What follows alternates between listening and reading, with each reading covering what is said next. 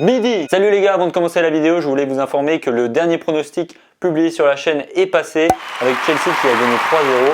Donc le pronostic était de Chelsea H-1 côté 1,40, donc ça c'était le pronostic sûr. Ensuite les pronostics fun proposés à la fin, Chelsea H-2 est également passé, cote à 2,20, on s'est mis bien. Cette année la Ligue des Champions aura lieu à Cardiff et on connaît maintenant ses finalistes avec le Real Madrid qui va être affronté à la vieille dame. Donc pour se faire un avis sur ces pronos, on va vraiment bien décortiquer ces deux équipes. On va commencer avec le Real Madrid et ses points positifs. 11, c'est le nombre de titres de Ligue des Champions que le Real Madrid a gagné. À ce niveau-là, c'est une institution et c'est un record. 104, c'est le nombre de buts inscrits par Cristiano Ronaldo en Ligue des Champions et c'est également un record. 37, c'est le nombre de passes décisives de Monsieur CR7 en Ligue des Champions et c'est à nouveau un record. Bon, ça commence à faire beaucoup tout ça, vous l'aurez compris. Le Real Madrid a le meilleur joueur de la Ligue des Champions dans son effectif. Avec notamment 11 buts inscrits en Ligue des Champions cette saison, dont un petit triplé inscrit au match aller contre l'Atlético Madrid et un petit triplé contre le Bayern de Munich. Tranquille. 26, c'est là où se situe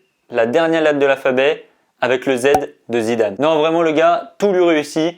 On va pas parler de sa carrière de joueur, mais en tant qu'entraîneur, il prend le Real Madrid avec un vestiaire en feu. 6 mois plus tard, il gagne la Ligue des Champions. Et rebelote cette saison avec une finale et pourquoi pas un deuxième titre. On va finir avec les points positifs avec le chiffre 32, c'est le nombre de buts inscrits en Ligue des Champions par le Real Madrid.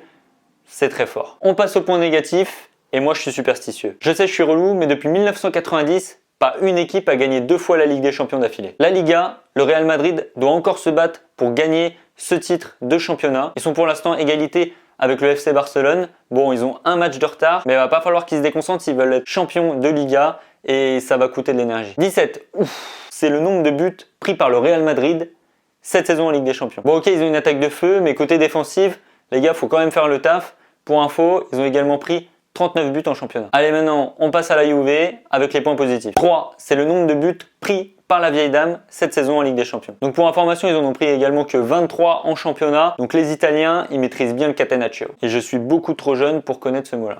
Et autant vous dire qu'ils n'en prennent pas 6 en 90 minutes.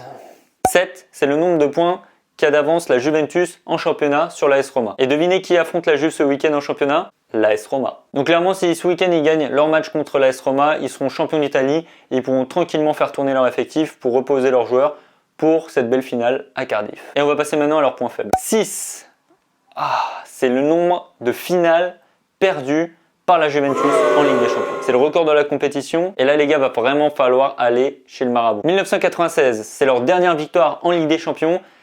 À titre d'info, même Gigi Buffon n'était pas encore dans l'équipe.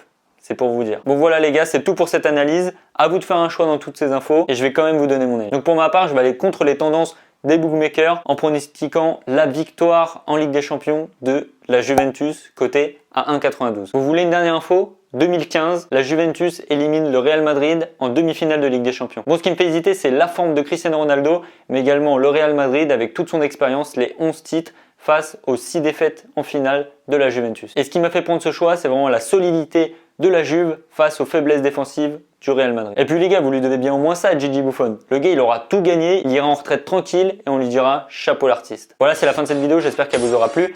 Dites-moi en commentaire qui vous voyez gagner la Ligue des Champions cette année. Lors de la dernière vidéo, je vous ai demandé en commentaire de m'écrire ce que vous vouliez pour cette chaîne. Vous m'avez tous dit clairement que vous vouliez des montantes, donc j'ai quelques idées à vous proposer. On en parle dans une prochaine vidéo. Allez, c'est tout pour moi, n'oublie pas de lâcher un pouce bleu et de t'abonner, on se dit à la prochaine. Salut!